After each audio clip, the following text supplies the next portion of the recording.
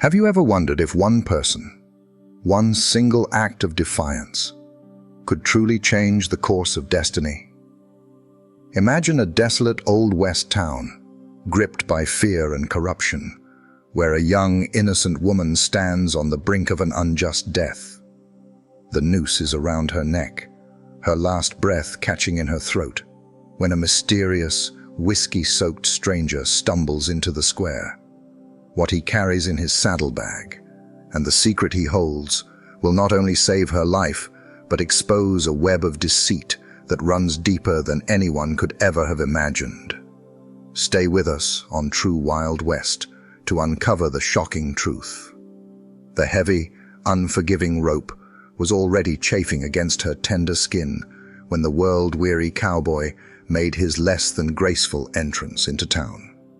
Sarah Jenkins stood rigidly on the creaking wooden platform, erected squarely in the dusty center of Timber Creek's main square. Her delicate hands were cruelly bound behind her back, and silent, desperate tears traced clean paths down her dirt-streaked cheeks. Each strand of the coarse noose felt like 1,000 needles, pricking her pale neck as the formidable Judge Elias Thornton's voice boomed, echoing her death sentence across the sparse gathering of maybe 40 souls. She was just 23 years old, a skilled seamstress, an orphan since childhood, and in less than 10 minutes, her young life would be snuffed out for a crime she absolutely did not commit. The judge's stentorian voice sliced through the tension in the square, declaring her unequivocally guilty of stealing his wife's prized ruby necklace, a glittering piece of jewelry valued at more than most folks in Timber Creek would ever glimpse in their entire lifetimes. Sarah had been diligently working late in Mrs. Thornton's elegant parlor, meticulously hemming an elaborate gown, when the priceless necklace mysteriously vanished. She had been the only person present, the sole and obvious suspect. But Sarah, in her heart of hearts, knew the cold, hard truth. She had, with her own 2 eyes, witnessed Mrs. Thornton herself deliberately hide that very necklace. Peeking through the delicate lace curtains of the window, she had watched as the judge's wife carefully buried it in the manicured garden behind their sprawling house. The woman had expertly set her up, a cruel and calculated trap. But who in this God-forsaken town would ever dare to believe the humble word of a penniless orphan girl against the influential wife of the town's all-powerful judge? The assembled crowd murmured uneasily, a strange mix of morbid excitement and profound discomfort swirling through the air. A few townsfolk averted their gazes, unable to bear witness to the impending tragedy. Others stared openly, their faces etched with a dark, morbid curiosity, while children, drawn by the unusual spectacle, pressed their small faces against the grimy storefront windows. This was Timber Creek's first public hanging in 3 long years, and Judge Thornton, with a chilling sense of theater, was determined to make it an unforgettable spectacle. Sarah's trembling knees buckled ever so slightly as the executioner, a gaunt man named Silas Croft, methodically tested the ominous trapdoor mechanism directly beneath her trembling feet. The well-worn wood groaned a terrifying warning, and her heart hammered against her ribs with such ferocity she could feel its frantic beat in her very throat, fiercely competing with the constricting rope for precious space. She closed her eyes, trying desperately to formulate a prayer. But the words, once so familiar, simply wouldn't come. How, she silently questioned, could God possibly allow this monstrous injustice to unfold? She had never intentionally harmed a single soul, never taken so much as a solitary penny that wasn't rightfully hers. Since the tender age of 14, she had toiled endlessly, working brutal 16-hour days, meticulously sewing and mending clothes for the town's demanding families, barely managing to scrape together just enough money to afford a cramped, dusty room situated precariously above Miller's General Store. Judge Thornton, with a chilling theatrical flourish, pulled out his gleaming pocket watch. His cold, steely gray eyes met hers for a fleeting moment, and in that brief, horrifying connection, she saw something that made her stomach churn violently. Pure, unadulterated satisfaction. He was clearly relishing every agonizing second of this perverse display. The judge, with a decisive snap, closed his watch and gave a curt, almost imperceptible nod to the waiting executioner. Silas's hand, a shadow of impending doom, began to move slowly, inexorably, toward the lever that would plunge the trapdoor open. It was precisely then that they heard it, the distinctive metallic clanking of spurs against worn wooden steps, a sound both slow and deliberately unsteady, emanating from directly behind the platform. But the disheveled, clearly inebriated cowboy, now laboriously climbing those very steps, was about to irrevocably change everything. What he unknowingly carried in his dusty saddlebag would not only derail this grim execution, but would transform it into a moment that nobody in Timber Creek, for generations to come, would ever manage to forget. Elijah. Iron Creek, Vance, reeked powerfully of cheap whiskey and the accumulated grime of 3 arduous days spent on the unforgiving trail.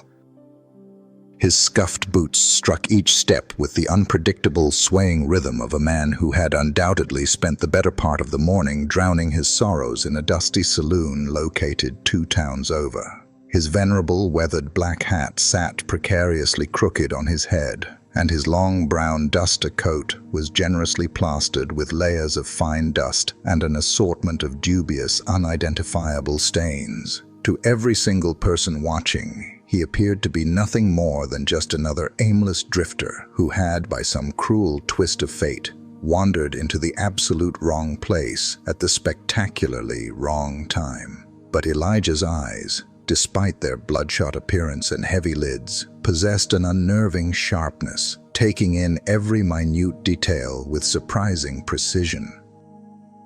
He noted the careful positioning of the town's more prominent men, the way Judge Thornton's hand rested almost possessively on the well-oiled handle of his revolver. The raw, unadulterated terror etched onto the young woman's face, and, most crucially, the way the crowd seemed far more apprehensive than genuinely excited. He had witnessed more than enough hangings in his lifetime to instinctively know when something was profoundly amiss. Judge Thornton, his face rapidly flushing a furious shade of red with irritation, whirled around to confront the unwelcome interruption. He was a physically imposing man, generously fed and immaculately dressed, with a distinguished mane of silver hair and the kind of unquestioning authority that came from years of unilaterally making life and death decisions without so much as a whisper of dissent. "This is a legal proceeding," Blackwood barked, his voice laced with venom. "Move along, cowboy, before I have you arrested for disturbing the peace." Elijah swayed precariously for a moment, his balance teetering, but he stubbornly refused to back down. His voice, though noticeably slurred, carried a surprising amount of volume, cutting through the tense silence of the square for the entire crowd to hear. "Legal? You call this legal?" He gestured broadly, almost comically, at Sarah, nearly losing his footing in the process. "You're about to hang a girl who looks like she ain't never hurt a fly. What exactly did this little thing do? Murder the whole damn town?" The crowd stirred nervously, a ripple of unease passing through them. A few brave souls exchanged hesitant glances. Elijah, despite his obvious inebriation, was voicing the very questions that some of them had secretly been pondering in the quiet confines of their own minds. Judge Thornton's jaw tightened visibly, a vein throbbing in his temple. "She's a thief. Stole valuable property from my wife. The law is crystal clear about such matters." Your wife? Elijah let out a short, bitter laugh, a sound that grated harshly and echoed across the stunned square. Well, ain't that convenient? Judge, jury, and victim all residing in the same cozy household. Sarah stared at this unexpected stranger in utter disbelief. Not a single soul had dared to speak up for her during the sham of a trial. Not one person had openly questioned the judge's meticulously crafted version of events. But this drunken cowboy, this complete and utter stranger, was fearlessly willing to challenge the most powerful, most feared man in all of Timber Creek. Judge Thornton took a menacing step closer to Elijah, his hand now moving with purpose to rest ominally on the handle of his gun. I strongly suggest you move along, cowboy, before you find yourself joining her on that platform. But Elijah, with a surprising resolve, wasn't backing down. Instead, he reached slowly, deliberately, into his inner coat pocket and pulled out something that made several people in the assembled crowd gasp audibly.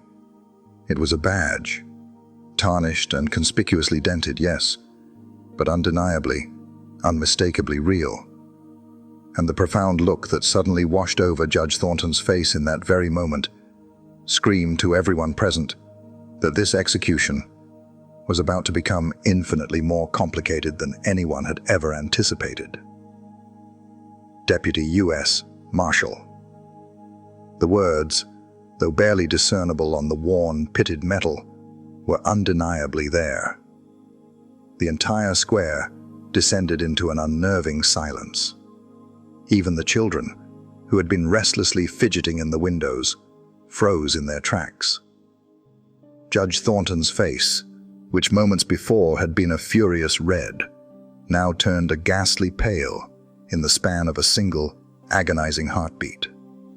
His hand, which had rested so confidently on his gun, now visibly trembled. Elijah, with a quiet, almost dismissive gesture, tucked the badge back into his coat, but the damage to Judge Thornton's ironclad authority was already irrevocably done. "Now then, Judge," he said, his words still retaining a slight slur, but now carrying an undeniable weighty authority. "You were just saying something about the law being clear, weren't you?" Sarah felt a fragile spark of hope flicker within her for the very first time in days, maybe even weeks. A federal marshal, here, now. Perhaps, just perhaps, God hadn't entirely abandoned her after all. However, Judge Thornton, a master of deception, recovered his composure with astonishing speed. Years of systematic corruption had meticulously taught him precisely how to handle such unexpected and inconvenient threats. "Marshal or not, you have absolutely no jurisdiction here. This is a local matter. Tried in a local court according to local law." "Local law," Elijah repeated thoughtfully, swaying ever so slightly as he carefully considered the implications of those words. "Tell me about this trial, Judge. How long precisely did it last? Who, might I ask, represented the girl? What compelling evidence did you present to secure this conviction?" The pointed questions hung heavily in the air, thick and oppressive like wood smoke on a still morning.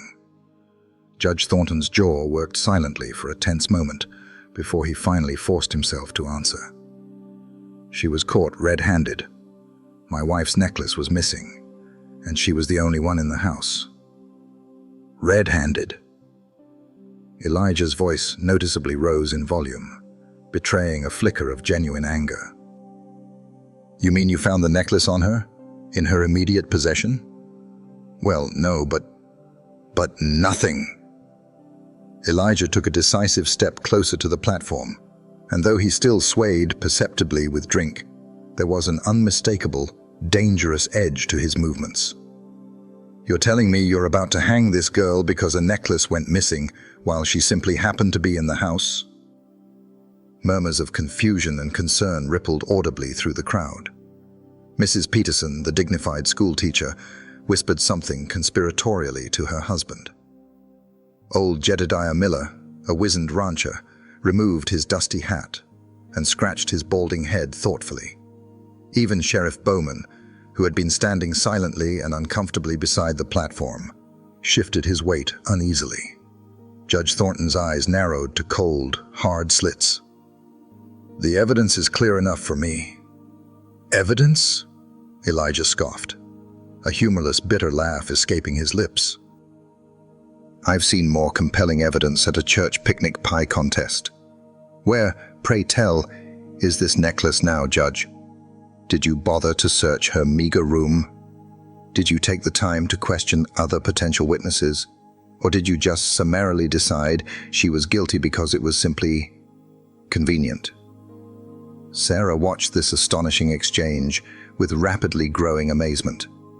Every single question Elijah now posed was one her court-appointed lawyer, a perpetually drunk and lazy man named Hiram Wells, should have dutifully raised.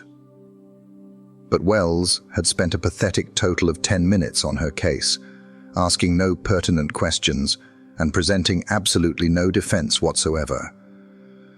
Judge Thornton was rapidly losing control of the volatile situation, and every single person present in the square could clearly see it. His once unshakable authority, which had gone unquestioned for years, was visibly crumbling before the very eyes of the entire town. "Marshal," he said, his voice now a low, dangerous growl through gritted teeth, "I don't care what badge you carry. This girl is guilty, and she will hang."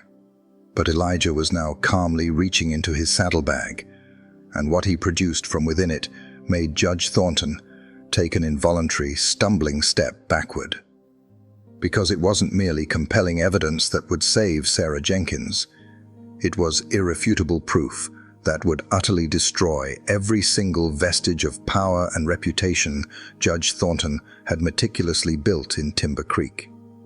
The exquisite ruby necklace, a cascade of deep red fire, caught the harsh afternoon sunlight, glinting brilliantly. Elijah held it high above his head, ensuring that every single person in the square could see its dazzling brilliance clearly. The intricate gold chain, the perfectly cut, shimmering ruby stones, the distinctive, ornate clasp that Mrs. Thornton had described in such painstaking, almost exaggerated detail during the trial. It was, without a shadow of a doubt, the exact same piece of jewelry that Sarah had supposedly stolen. "Found this buried in the garden behind the judge's house about an hour ago," Elijah announced, his voice carrying effortlessly across the stunned, absolute silence that had descended upon the square. "Funny place for a stolen necklace to end up, don't you think?" Judge Thornton's face went utterly white, drained of all color. "That's impossible. You're lying." "Am I?" Elijah's bloodshot eyes fixed on the judge with an unnerving, laser-like focus. "Your wife told this whole town that this necklace was stolen from her jewelry box while Miss Jenkins was working in your parlor. But here it is, buried in your own backyard, carefully wrapped in this." He pulled out a crumpled piece of fabric, expensive silk, unmistakably torn from a woman's dress. Several women in the crowd, with sharp, discerning eyes, recognized the distinctive pattern immediately. It was from one of Mrs. Thornton's most extravagant gowns. Sarah felt her knees suddenly go weak with overwhelming relief. She had been right all along. She had seen Mrs. Thornton bury something that fateful night. But when she had desperately tried to convey this truth to Lawyer Wells, he had contemptuously dismissed her claims as the desperate fabrications of a cornered liar. The crowd was now buzzing with a cacophony of voices, rising in a storm of confusion and mounting anger. Old Jedediah Miller stepped forward, his weathered face creased with a profound disgust. "Judge, what's the meaning of this blatant deception?" But Judge Thornton, even in the face of undeniable proof, wasn't about to concede defeat.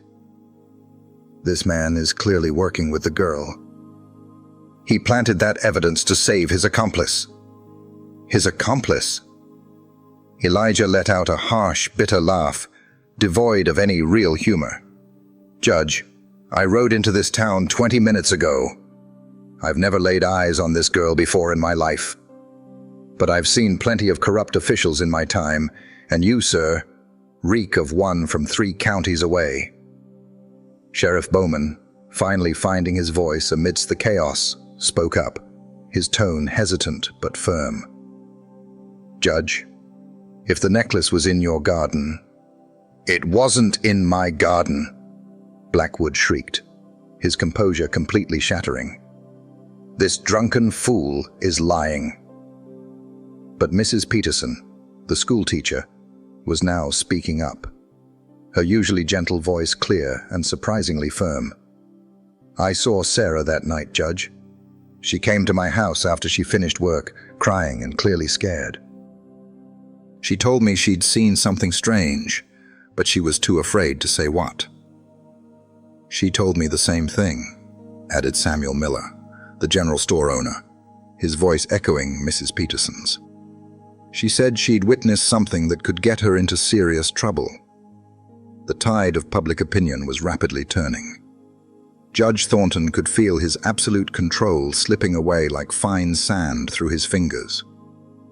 Years of unchallenged authority, of making sweeping decisions without so much as a whisper of question, were now visibly crumbling before his very eyes, in front of the entire town he had so ruthlessly governed.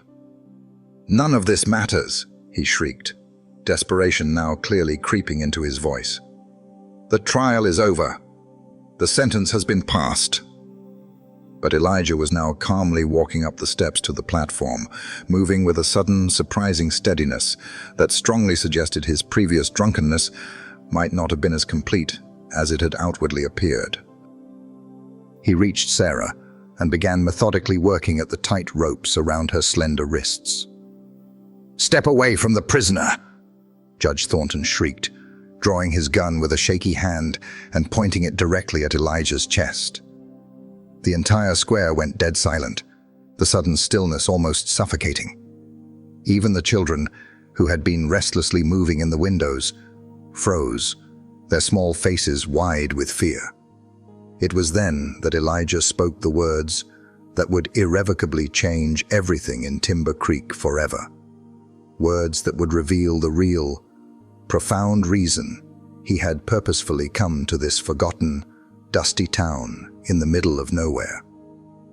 "I came here for you, Elias Thornton." Elijah's voice was stone-cold sober now, every last trace of his previous slurred speech completely gone. He turned slowly to face the judge, completely ignoring the menacing gun pointed squarely at his chest. 3 years I've been tracking you, Thornton. 3 long years since you mysteriously disappeared from Carson City with a staggering $50,000 in territorial funds. The crowd gasped collectively, a wave of shock washing over them. Judge Thornton's face went from pale to a ghastly, deathly ashen. "You're insane. I've been serving this community faithfully for 5 years. 5 years under a stolen name," Elijah calmly continued, his hand moving slowly, deliberately, toward his own gun. "Your real name is Henry Blackstone. You were the territorial treasurer in Nevada until you embezzled a vast sum of government money and fled west, assuming a new identity to evade justice." Sarah stared in stunned shock as this intense drama unfolded around her. The noose still hung loosely around her neck, a chilling reminder. But suddenly, her own execution seemed like the least important, most insignificant thing happening in the entire square. Mrs. Peterson spoke up again, her voice shaking with disbelief. Is this true? Have we been living under the authority of a criminal all these years?" Judge Thornton's gun hand was now visibly trembling, his resolve rapidly faltering. "Lies, all lies. This drunk is desperate to save his girl." "My girl?" Elijah smiled grimly, a cold, hard glint in his eyes. "I told you, I never saw her before today. But when I rode into town and saw you about to hang an innocent person to cover up your wife's petty theft, well, that just made my job a whole lot easier." The scattered, confusing pieces of the puzzle were now rapidly falling into place for everyone watching.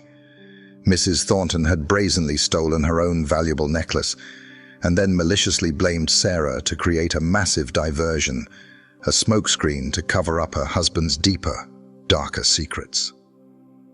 Judge Thornton had then hastily rushed through a sham trial, a grotesque parody of justice, to quickly get rid of the only inconvenient witness.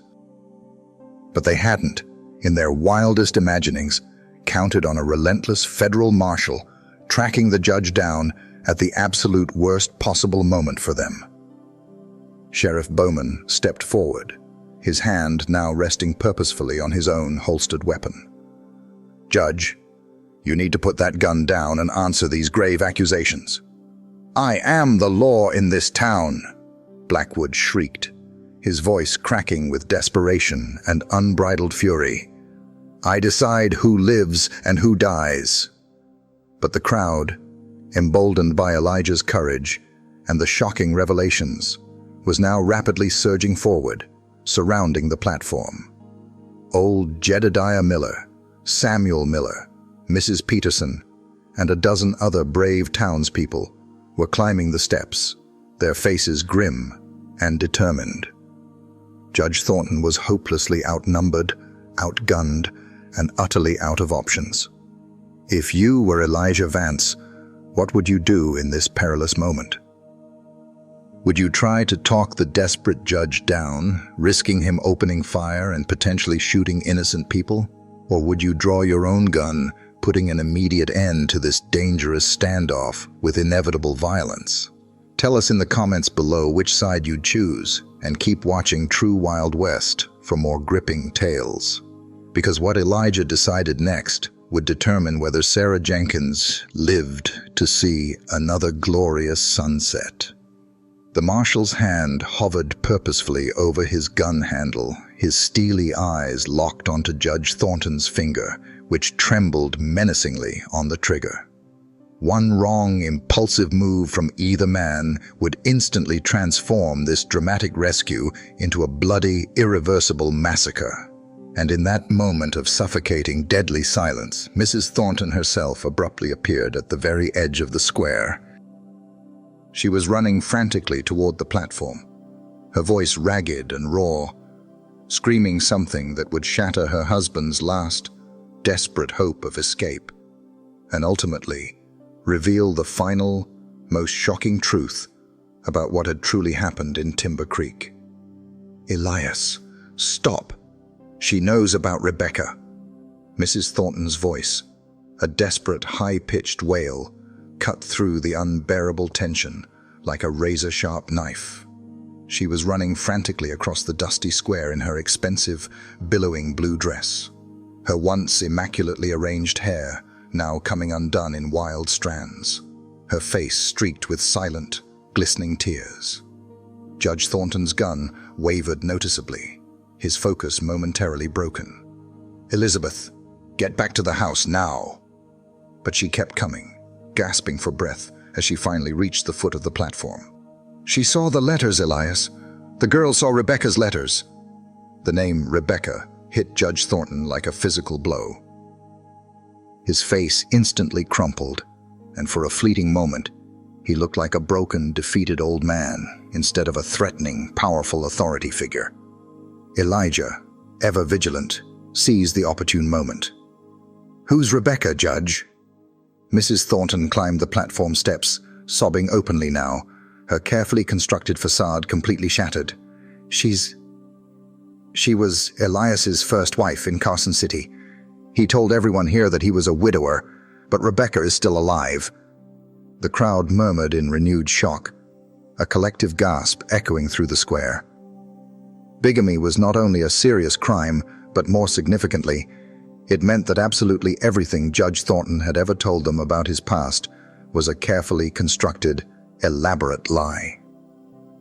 Sarah, finally finding her voice for the first time since this harrowing ordeal began, spoke, her voice initially a whisper, then gaining strength. "I did see letters," she said, her voice growing clearer. "When I was working in your parlor, Mrs. Thornton, I saw you reading letters signed your loving wife Rebecca. You saw me looking, and you got scared." Mrs. Thornton nodded miserably, tears still streaming down her face. "I knew she'd figure it out eventually. Elias convinced me to frame her for theft too, to get rid of the problem permanently." Judge Thornton's gun clattered to his side, his grip gone. The immense weight of his accumulated lies was finally and completely crushing him. "Elizabeth, please." "No," she screamed, her voice filled with a newfound fierce resolve. "I won't let you hang an innocent girl to protect your wretched secrets. I already helped you steal from the territory. I already helped you build a new life on a mountain of lies. But I will not help you commit murder." Sheriff Bowman, his face grim, stepped forward and gently, almost compassionately, took the gun from Judge Thornton's now unresisting hand. The fight had completely gone out of him, leaving him a hollow shell. Elijah quickly removed the noose from Sarah's neck and with a swift movement, cut her remaining bonds. She collapsed to her knees, gasping and sobbing, finally free after days of unimaginable terror. "Thank you," she whispered, looking up at Elijah through a blur of tears. "How did you know to look in the garden?" Elijah helped her gently to her feet. "I didn't, not exactly. But when I saw Mrs. Thornton watching the hanging from her window, wringing her hands like she was guilty of something far worse than just being a heartbroken wife, I figured she might have buried some evidence to protect herself. Lucky guess, I suppose." The crowd was slowly dispersing now, people talking in hushed, angry voices about the pervasive corruption that had secretly ruled their town for so long. Sheriff Bowman was placing both Blackwoods under arrest, though Mrs. Thornton, her spirit broken, was cooperating fully. Jedediah Miller approached the platform, his weathered face still etched with concern. "Marshal," Fletcher said, "we want to thank you properly. If you hadn't shown up when you did—" "Just doing my job," Elijah replied, though he shook each man's hand firmly, a flicker of genuine appreciation in his eyes. "What happens to the town now?" asked Samuel Miller, his brow furrowed with worry. "Half our legal decisions for the past 5 years were made by a criminal. You'll get a new judge, appointed by the territorial governor, a real one this time," Elijah assured them. "And there'll be a commission to review every single case Thornton handled. It'll take time, but justice will be done." He dropped his cigarette and crushed it deliberately under his boot, the finality of the gesture echoing the end of Thornton's reign. Sarah emerged from Mrs. Miller's store, carrying a small, meager bundle of her few possessions. She had, in the quiet moments after her rescue, decided to leave Timber Creek. Too many bad memories haunted every single corner of the town, every dusty street, and every silent building. "Where will you go?" Elijah asked her, a genuine curiosity in his voice. "San Francisco, maybe. Or Denver," she replied, her gaze distant, filled with a newfound hope. "Somewhere I can start fresh, truly fresh." She looked at him with genuine, heartfelt gratitude. "I'll never forget what you did for me, Marshal Vance." "Elijah," he corrected gently, offering a small, kind smile. "And I truly hope your new life is everything you deserve, Sarah." She smiled back, a small, tentative smile, the first real, unforced smile he had seen from her since this nightmare began. "What about you, Elijah?" she asked, her eyes sparkling slightly. "Back to tracking criminals, I suppose." Elijah looked back at the jail, a grim stone structure where the Thorntons sat awaiting transport to a federal prison. "Actually, I think I might stay here for a while. Help the new judge sort through this mess. Make sure the people who were wronged get some real justice this time." As the evening stars began to slowly appear overhead, twinkling brightly in the vast, inky sky, Sheriff Bowman joined them on the street, his face serious. "Got word from the territorial capital. They're sending a prosecutor next week to start reviewing cases. Could take months, even years, to sort through everything Thornton touched." "Good," Elijah said, his voice firm and resolute. "The families of those innocent people deserve answers, and they deserve justice." Mrs. Thornton would face charges, but would likely receive a significantly reduced sentence for her full cooperation. Judge Thornton, however, would spend the remainder of his life rotting in a federal prison, if he was lucky enough to avoid the hangman's noose for his many murders. The corrupt empire he had so ruthlessly built in Timber Creek was finally and utterly finished. 6 months later, Sarah Jenkins, with a newfound sense of purpose and a resilient spirit, opened her very own seamstress shop in Denver. She quickly became known throughout the bustling city for her exceptional kindness and unwavering compassion towards other young women in need, many of whom had faced similar hardships. She never married, choosing instead to forge her own path, but she lived a long, peaceful, and fulfilling life, surrounded by a close circle of loyal friends who deeply valued her gentle spirit and quiet strength. Elijah Vance, the enigmatic marshal, remained in Timber Creek for 2 years, tirelessly dedicating himself to helping rebuild the town's shattered legal system from the ground up. Eventually, his unwavering commitment to justice and his exemplary service earned him an appointment as the territorial marshal for the entire sprawling region, allowing him to continue his crucial work of rooting out corruption wherever he found it, always fighting for the underdog. Sheriff Bowman, demonstrating an unexpected depth of character and an unwavering sense of fairness, became the interim judge until a permanent, incorruptible replacement arrived, proving himself to be scrupulously fair and honest in every single decision he made, earning the respect of a town scarred by deceit. And the grim hanging platform in Timber Creek's town square, that stark, wooden monument to injustice, was torn down the very next day. Its rough-hewn wood was ceremoniously burned in a massive bonfire that cast its defiant glow for miles, a powerful, cleansing symbol that justice, not vengeance, would forever rule their town from that day forward. If you enjoyed this incredible story of raw courage standing up to systemic corruption, be sure to subscribe to our channel, True Wild West, for more captivating tales from the untamed Old West. We bring you true stories of heroes, villains, and the wild frontier that shaped America. Don't forget to hit the notification bell so you never miss an adventure. And now, for another unforgettable journey, click on the video on your screen to hear a story even more thrilling than this one, with a twist so powerful you won't forget it anytime soon.